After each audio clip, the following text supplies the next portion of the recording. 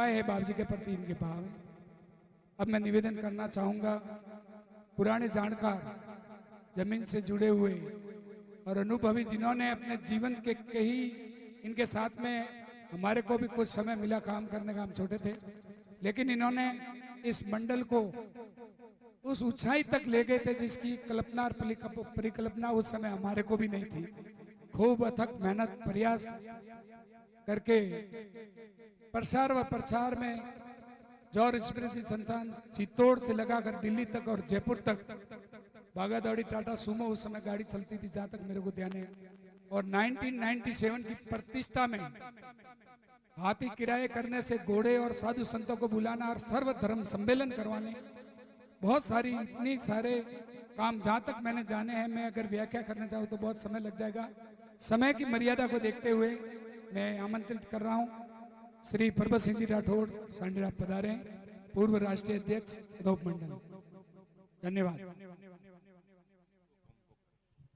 थोड़ा सा इको कम कर लेना, हल्का सा। हेलो, हाँ बस ठीक है।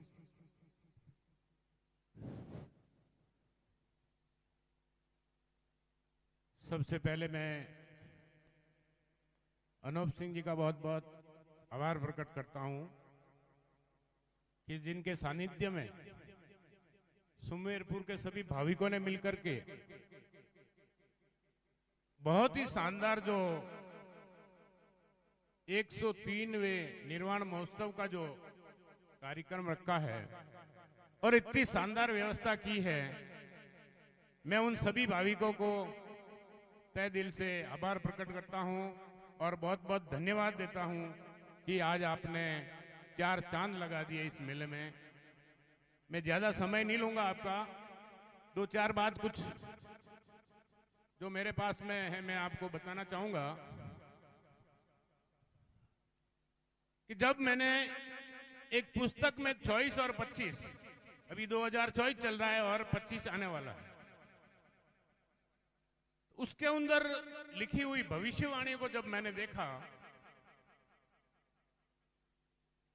तो मैं बहुत संकट में पड़ गया, बहुत विचार करने लग गया कि ये संसार तो नींद, गहरी नींद में सोया और क्या होने जाना है संसार के साथ में।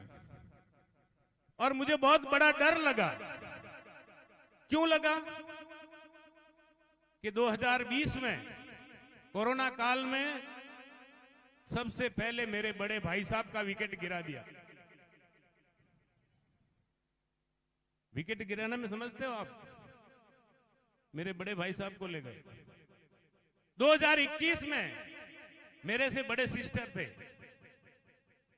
यहां पास में घोड़ाना शादी कराई थी, उनका विकेट गिरा दिया। 2022 में मेरे से एक छोटे भाई थे मदन सिंह जी, उनका विकेट गिरा दिया। और 2023 में सबसे छोटे भाई मेरे थे हुकम सिंह जी, उनका विकेट गिरा दिया। अब 4 साल में मेरे घर में, एक अकेले के घर में 4 विकेट गिर गए। विचार करने की बात है। तब मैंने उन किताबों पर विचार किया कि इतना विकट भयंकर समय आने वाला है, क्या पता 2024 में मेरा भी विकेट गिरा दे।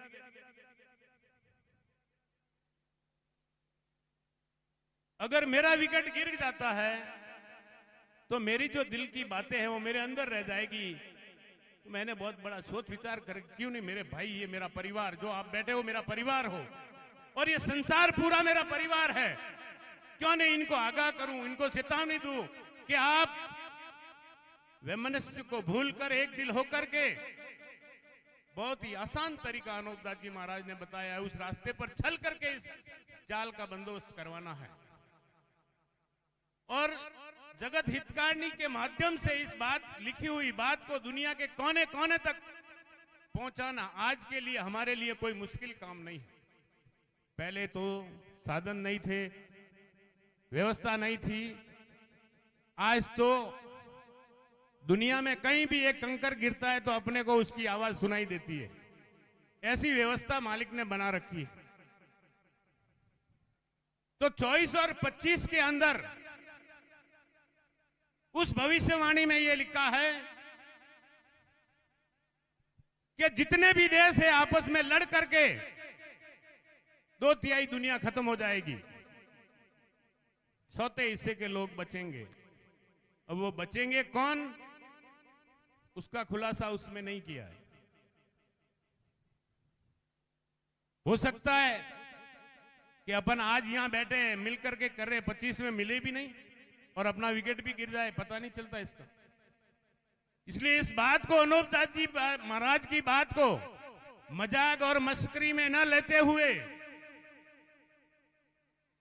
यहां तक कि अनूप दास जी महाराज ने क्या कहा है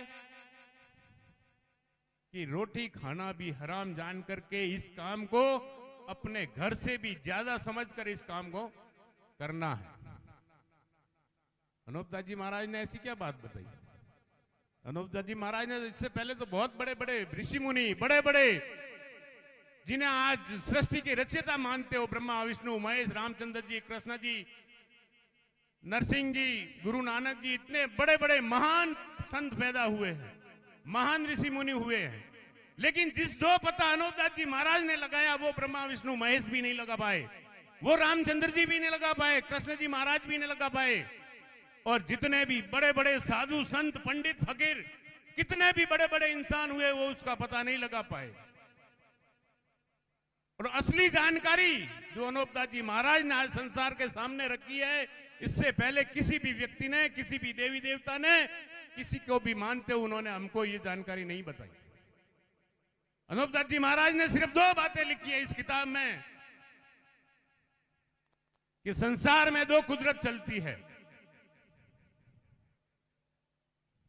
एक तो परमेश्वर की रचना, परमेश्वर की बनाई हुई कुदरत,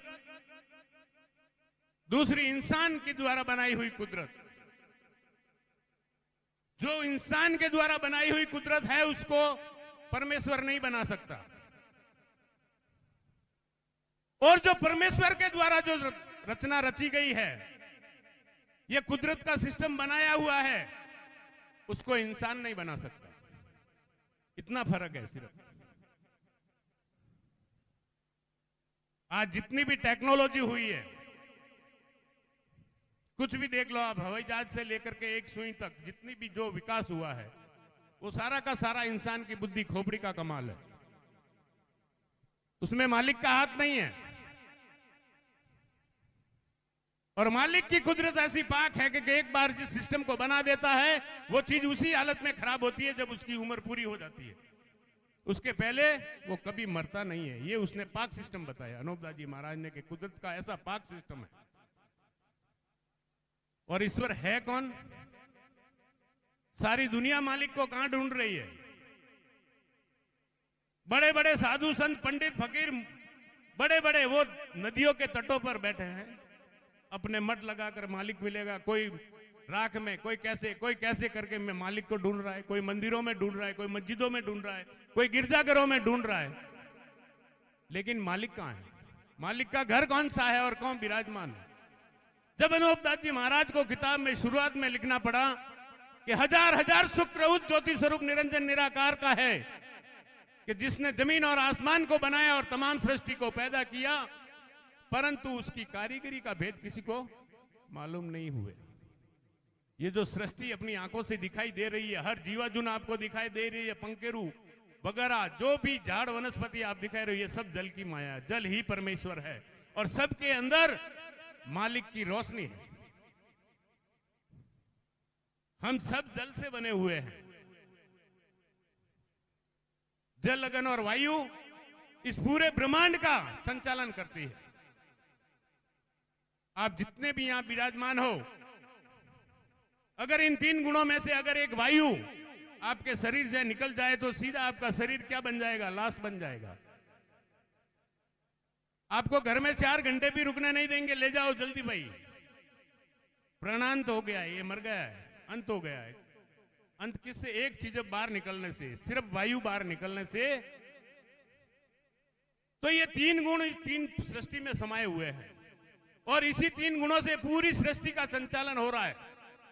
लेकिन उसमें विघ्न किसने डाला? ये खराबी क्यों आई? उस पैदा करंते ने संसार में दुख देने के लिए ऐसा विचार रखा भी नहीं कि मेरी जो आने वाली पीढ़ियां है वो मेरी वजह से तकलीफ देखे। उसने सुख व आराम देने के लिए कोई कसर बाकी नहीं रखी, हर तरह का सुख व आराम दिया है आपको। लेकिन आज सुख व आराम क्या है किसी इंसान को मालूम भी नहीं है। सवेरे उठते ही माया के चक्कर में, पैसों के लालच में भाग दौड़ करता है, रात को 10 बजे घर आता है, रोटी खा के सो जाता है, फिर सुबह वही वो दिनचर्या बन गई है हमारी। हम गहरी नींद में सोए हैं, दुनिया में नुकसान क्यों हो रहा है, कैसे अच्छा होगा, उसकी तरफ आज की किसी का ध्यान नहीं है। तो मैं आपको यही बात बताने आया हूं कि 24 और 25 इतना खतरनाक समय हमारे साथ में बीतने वाला है। उससे पहले की हम, अनूप दास जी महाराज ने लिखा है कि 100 मन आग एक कागज पर लिख करके रुई में डाल दो तो वो रुई नहीं लगेगी। जब तक कि उसमें तूली माचिस से नहीं लगाओगे तब तक वो रुई नहीं जलेगी। लेकिन हे संसार के लोगों, अपनी अपनी अकल को ठिकाने लाकर आके खोलो कि जो किताबों में आग में लिखी हुई है कि फलाने मिति, फलाने दिन, फलाने बरस में ऐसा होगा, और वो होता है, तो उसके पीछे का लॉजिक क्या है? दुनिया को ये बताना है आपको कि भाई ये होता कैसे है। एक सिक्की में मैंने पढ़ा था, इस साल 2 या 4 ग्रहण है, वो सिक्की 100 साल पहले लिखी हुई है और वो आज का बता रहा है कि फलानी तारीख, फलानी दिन, मिति, फलानी घड़ी को सूर्य ग्रहण होगा, 15 दिन के बाद में फिर चंद्र ग्रहण होगा। अरे भाई, जो वैज्ञानिक नहीं बता सकता, दुनिया का कोई भी विद्वान नहीं बता सकता, कोई साधु संत नहीं बता सकता, तो ये ज्योतिष विद्या हमको कैसे बताती है कि कल ऐसा होने वाला है? घड़ी पलक का हमको बता रही है वो। तो अनूप दास जी महाराज ने मूल पाप को पकड़ा। यही संसार में, सृष्टि में जब से रावण ने चलाया था, यही मूल जाल है। ज्योतिष विद्या ही संसार का बुरा करने का मूल जाल है। ये पहले 6-6 महीने आपको सुना देते हैं, 6-6 महीने भविष्यवाणी आपके कानों कान में सुना देते कि ऐसा होने वाला था, और आप खामोश होकर के बैठ जाते हैं, ये तो भाई किताबों में लिखा हुआ है, ऐसा तो होगा ही। अरे कैसे होगा भाई?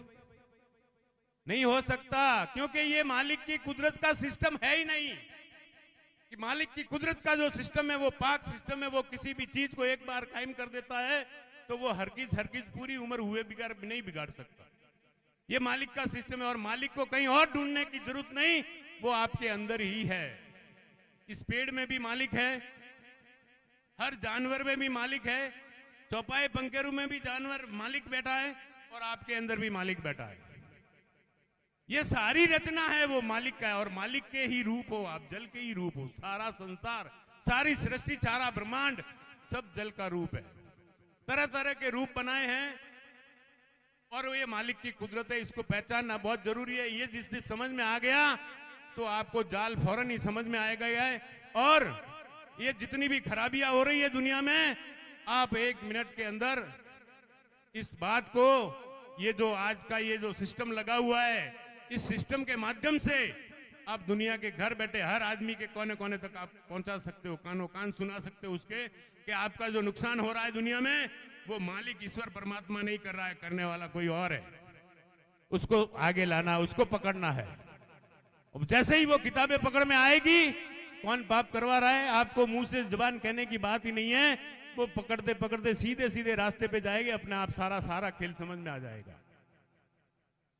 तो मेरी विनती आपसे यही, हाथ जोड़ करके ये नहीं समझो कि 24-25 में हमारा या आपका आप में से किसी का विकेट गिर जाए। इससे पहले हम तय दिल से, किसी के अंदर अगर खार अहंकार है या किसी के प्रति मन में द्वेष भावना है तो उसको त्याग करके इस मालिक के चरणों में आ जाओ और एक दिल होकर के एक बार एक काम कर लो कि इस बात को दुनिया के कोने कोने तक संकल्प ले लो कि पहुंचाना है हमें 24 के अंदर तक 25 नहीं आए उसके पहले 24 तक हमें ये बात पूरे संसार में फैलाना है कि इस ज्योतिष विद्या के माध्यम से पूरे संसार का बुरा हो रहा है। आपको समझना होगा, और अगर हम नहीं समझे तो 125 में क्या पता हम रहे या न रहे। इसलिए अनूपदास जी महाराज की किताब जगत हितकारिणी को अच्छी तरह से मनन करे, पढ़े और अपने बच्चों को घर में, छोटे छोटे जो बच्चे स्कूल जाते हैं उनको भी पढ़ाए, बच्चियां है तो उनको भी पढ़ाए, अच्छी शिक्षा दे, अच्छा विचार रखे। और आजकल जो अभी अनूप सिंह जी ने कहा था कि आज सुमेरपुर से 5 लड़कियां भाग के चली गई। निवेदन करना चाहूंगा, ये तो आज की बात है, लेकिन ये बात अनूपदास जी महाराज ने 1909 में किताब के अंदर लिख के जाहिर कर दी थी कि ऐसा जमाना न देखने के लिए मैं जहर खा लूं। और आज आप तो अपनी नजरों से देख रहे हो, कितनों ने जहर खाया भाई बताओ मेरे को। देख रहे हो आज आप अपनी नजरों से। लेकिन अनूपदास जी महाराज कहते हैं कि रोटी खाना हराम जानकर इस काम को करोगे तो ये पाप आसानी से मिट जाएगा। हम नजरों से देखते हुए भी आंखें बंद करके चल रहे हैं। और वो तो ऐसा जमाना ना देखने के लिए कि मर जाऊं, फांसी खाऊं या जहर खा लूं। तो उस बात पर हमको गौर करना है, विचार करना है, और विचार करके इस अनूपदास जी महाराज की लिखी हुई बात को दुनिया के कोने कोने तक पहुंचाने का आज आपको इस धरती पर 103वें निर्वाण दिवस पर संकल्प लेना होगा सब भाविकों को कि हम अनूपदास जी महाराज का कहना मानेंगे और उनके कहे अनुसार पूरे संसार में इस मीडिया के माध्यम से, इस टेक्नोलॉजी के माध्यम से अनूपदास जी की बात को पूरे संसार में फैलाएंगे। ये आज आप संकल्प करोगे सब यहां पे। लेकिन हमारी जिंदगी बेकार चली जाएगी। हमने जीवन भर जो कमाया है, हमने जीवन भर जो इसमें गुजारा है, वो हमारे कुछ काम नहीं आएगा। और हमारी आंखों के सामने हम देखते देखते हमारे बच्चे तड़प तड़प के मर जाएंगे। ऐसा समय ये लाने वाले हैं। छठे हारे का मैंने हाल पढ़ा था एक किताब में कि छठे हारे के अंदर ये 20 साल की उम्र रखने वाले इंसान की, और 16 साल में उसको बुढ़ा कर देंगे, 5 साल की कन्या बच्चा पैदा करेगी। इनको ऐसा करना है, लेकिन इसको रोकना कि नहीं रोकना, ये आप देखो अनूपदास जी के हिसाब से रोकना चाहिए कि नहीं रोकना चाहिए। तो हमको एक दिल होना पड़ेगा इसको रोकने के लिए। आप और मैं दूसरा नहीं, हम सब मालिक के पुतले हैं, उसकी रचना है। मैं क्या हूं? कुछ भी नहीं हूं। मैं उसी की रचना हूं। मैं अपने आप में कुछ नहीं हूं, आप भी अपने आप में कुछ नहीं हो। सब मालिक की रचना, सबके रूप न्यारे न्यारे बनाए, लेकिन बीजक सब जल है। अपन आज से पहले जब मेरा जन्म नहीं हुआ था तो मैं कहां था? मेरे पिताजी के शरीर में, पिताजी मेरे दादाजी के शरीर में, दादाजी परदादाजी के शरीर में। अब मैं हुआ, मेरा बेटा हुआ, बेटे से पोता हुआ। ये मालिक का विस्तार है, ये उस बीजक का विस्तार है जो संसार आगे से आगे बीज से बढ़ता चला जा रहा है। ये नीम खड़ा है, नीम के ऊपर आम लगेंगे, अभी ऐसा आशा रखते हो आप? इस नीम से आप आम खा सकते हो क्या? नहीं खा सकते, क्योंकि इसके ऊपर तो नींबोली ही लगेगी। तो जैसा उसने बीजक बनाया है वैसे ही उसकी सकल सूरत रहती है, और उसका सिस्टम हमेशा पाक है। और ये जो मानव द्वारा निर्मित जो कृत्रिम संसार को गारत करने के लिए जो दूसरी कुदरत बनाई है, दूसरी दुनिया बनाई है, उसको हमको 2024 में ही मिटाना है। पूरी दुनिया में इस बात को फैलाना है। मैं ज्यादा समय नहीं लूंगा, बहुत वक्ता आए हुए हैं, कोई भूल चूक हो तो माफ करें। और मेरी बात को आप ध्यानपूर्वक सुन के, अगर किसी के दिल के अंदर कोई खार अहंकार है तो वो बाहर निकाल दे, और एक बार अनूपदास जी महाराज के चरणों में आकर के इनका कहना मान ले और इस बात को दुनिया के कोने कोने तक पहुंचा दे, तो विश्व का कल्याण हो जाएगा, संसार में भला हो जाएगा। और अनूपदास जी गारंटी लेते हैं कि फिर वो ही हाल होगा जो सतयुग से पहले था। हर एक के घर में सोने चांदी के बर्तन होंगे, गरीब गुरबा के अंदर कोई किसी बात की कोई कमी नहीं रहेगी। वैसा ही जमाना हो जाएगा जैसे पहले धरती माता जिंदा जीवे उसी तरह से चमकते थे, ये पहाड़ हीरा पन्नों की तरह से फिर से चमकने लगेंगे। ऐसे हालात हो जाएंगे। अगर आप थोड़ी सी हिम्मत करके करोगे तो बहुत जल्दी इस पाप को हम सब मिल करके मिटा सकते हैं। एक आदमी अकेला कुछ नहीं कर सकता, क्योंकि अनूपदास जी भी अकेले थे, उनको सपोर्ट नहीं मिला, इसलिए वो कुछ नहीं कर पाए। हम सब मिलकर के आज तो लाखों अनूपदास जी बैठे हैं, लाखों दिलों के अंदर अनूपदास जी महाराज विराजमान हैं। हम क्यों आए यहाँ पर? किसने हमको इकट्ठा किया? हम कोई किसी जाति से है, कोई किसी से है, कोई किसी से, सब अलग अलग जातियों से है, लेकिन एक करने वाला ये है मालिक। ये सबको एक दिल करना है, पूरी दुनिया को। इसको ये संकल्प किया हुआ है इन्होंने कि तमाम संसार को एक दिल होकर के इस पाप को हमेशा हमेशा के लिए धरती से मिटाना है। जो पहले भूल रखी उन लोगों ने, उस भूल को अब आप नहीं रखोगे। और सतयुग होने के बाद भी अगर कोई जीव कच्ची उम्र में मर जाए तो आप ये सोच लेना कि कहीं ना कहीं राक्षसी पाप अभी भी चल रहा है। इतनी तक चेतावनी वो दे गए। तो एक बार जोर से जय बोलेंगे। बोलिए श्री अनूपदास जी महाराज की जय। आप लोगों ने मुझे सुना, आपका कितनी समय मुझे दिया, आपका बहुत बहुत धन्यवाद। और मेरे प्रति और आप सभी के प्रति मालिक सबको खुश रखे और हम सब मिलकर के इस काम को 2024 तक पूरा करें, यही मेरी एक अभिलाषा है। इसीलिए मैं आज आपके बीच में आया हूं। कुछ कहने की गलती हुई हो तो क्षमा करें। धन्यवाद।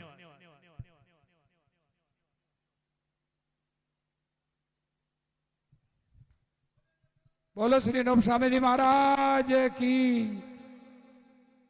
ये परबत सिंह जी राठौड़ साहब ने अपने दिल की वेदना और एक अनूप स्वामी जी महाराज की बात की जो सच्चाई है उसको आपके सामने रखी है।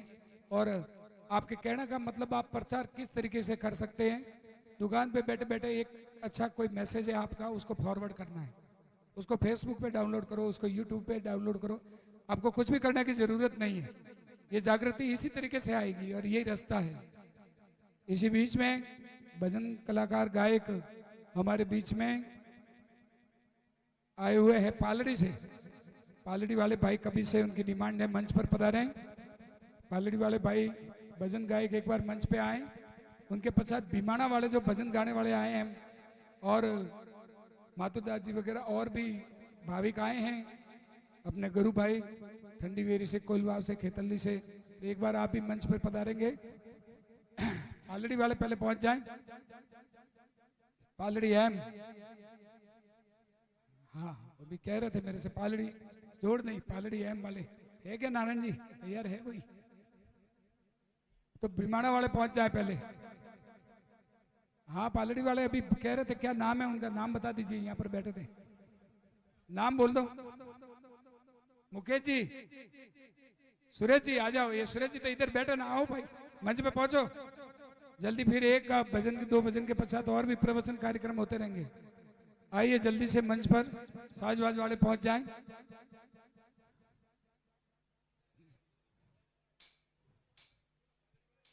तब तक अमर सिंह जी राठौड़ पहुंच जाएं।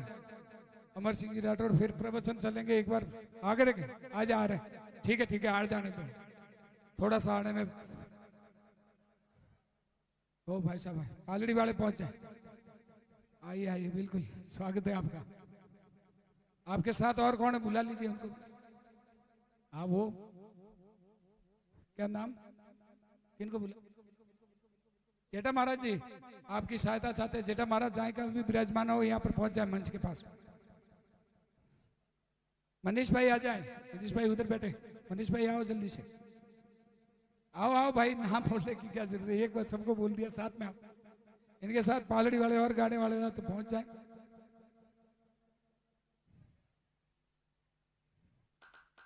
धन्यवाद।